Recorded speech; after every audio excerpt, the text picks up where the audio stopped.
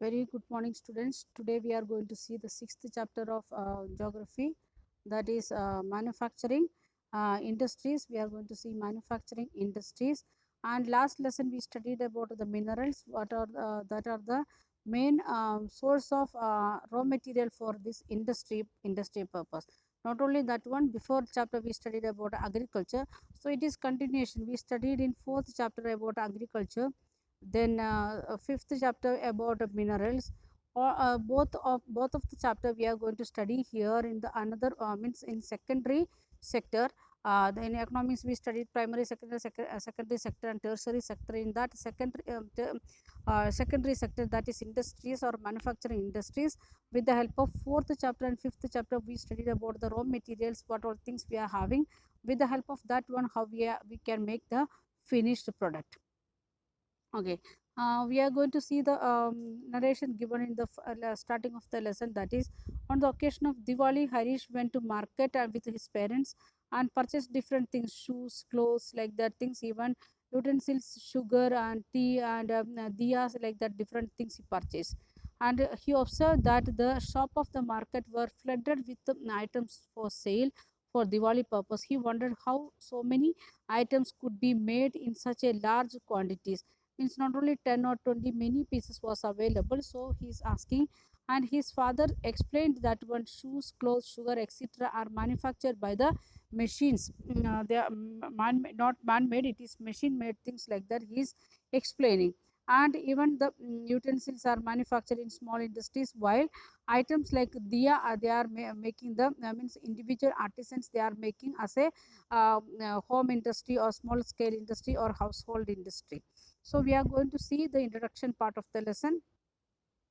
Production of goods in large quantities after processing from raw material to more valuable product is called manufacturing. It is the definition. What is manufacturing or what is manufacturing industries? Production of goods from how much in large quantities, and from where? From the raw materials. And after the raw material, how it is coming? It is coming finished product with much valuable products we are getting. And do you know that the paper is manufactured from the wood and other things that you know already? And in second paragraph says about it is the people employed in secondary activities or manufacturing activities, and in the primary materials into the finished product. In those who are working in the secondary sector or manufacturing sector, what they are doing, they are collecting the primary material and that make coming to the finished product, that they are making finished product. And the workers employed in the steel factories, car, like the different factories, we are many examples are there. Then the economic strength of the country, the economical strength of the country measured by the development of manufacturing industries. Because if even though if we have raw materials, but if we don't have industries or factories or this manufacturing industries, then we can't develop our economy fast. So when we are thinking about economical strength of the country, we are thinking about the development of this in manufacturing industries also. It is compulsory, like that we can say.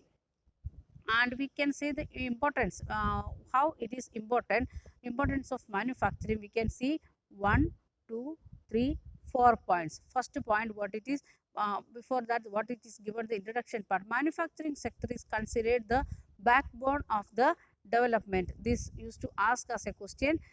Manufacturing sector is 3 mark or 5 mark used to ask this one. For the backbone of development in general and economical development in particular. Why it is that the question, it is why we are calling manufacturing sector as a backbone of development in the general and economical development? Then answer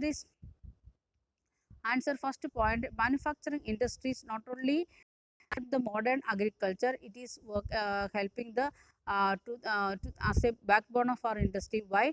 It is reducing the dependence on people, the human resource, how much we was depending, it is reducing. That's why people can work instead of one work, they can take many work. and it is providing, the secondary sector, it is providing many job and job opportunities even in primary sector, secondary sector and tertiary sector. For example, steel factory, we are producing, after the cleaning of the steel, we are producing some instruments like tractors and other things. With the help of that one, agriculture sector we can develop. And then once if we are using the machines again and again, we will get that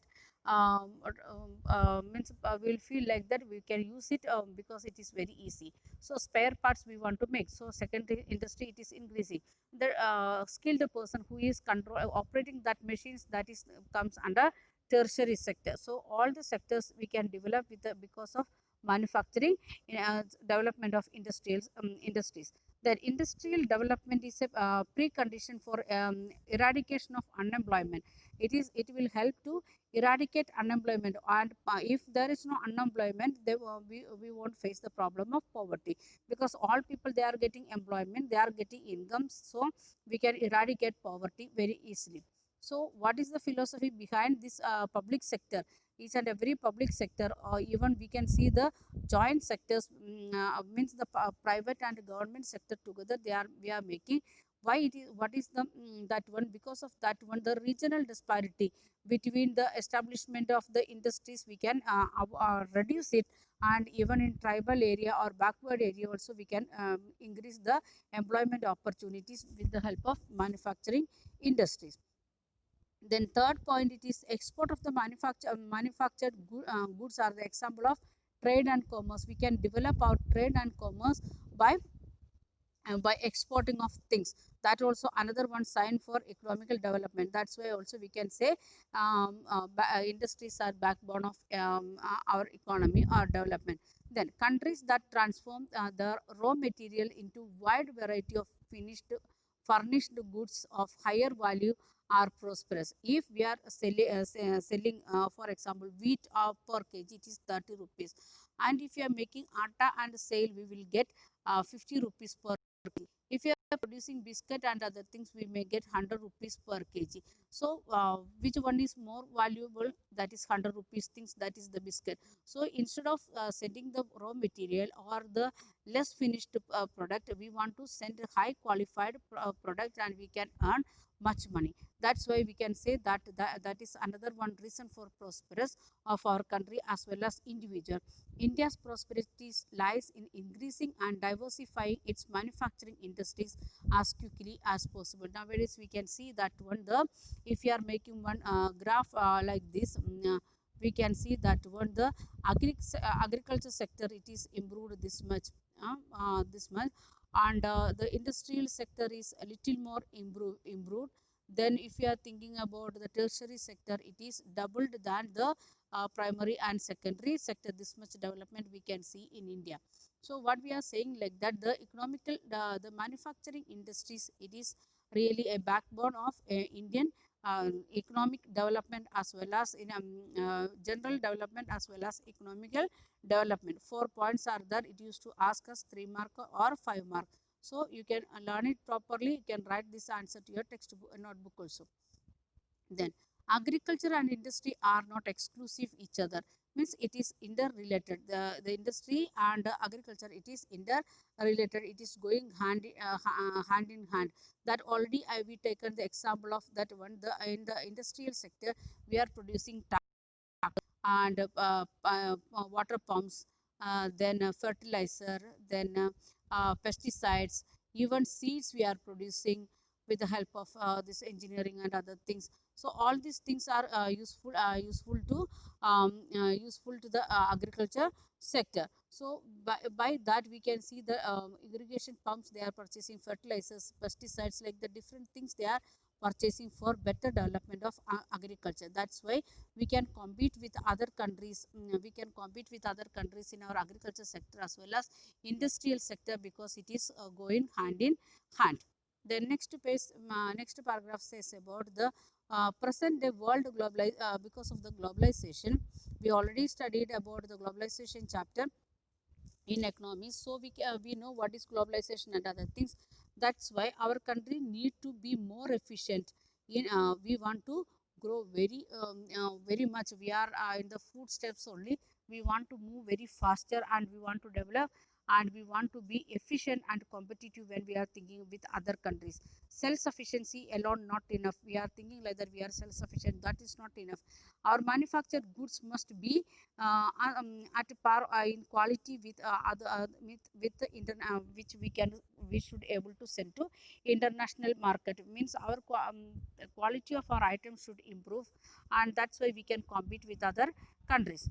Then how the what are the contribution of the industry to the national economy? How the industrial sector it is helping the GDP level and other things. Over last two decades, the share of the manufacturing sector stagnant at 17 percentage of GDP out of the 27 percentage of industrial sector.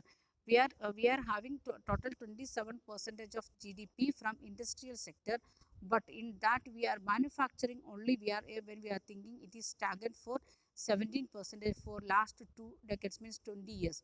In that 10 percentage of mining, quarrying, electricity, gas and other things. In total we are having 27. In that 10 percentage all these things, means which is giving only primary things we can get it.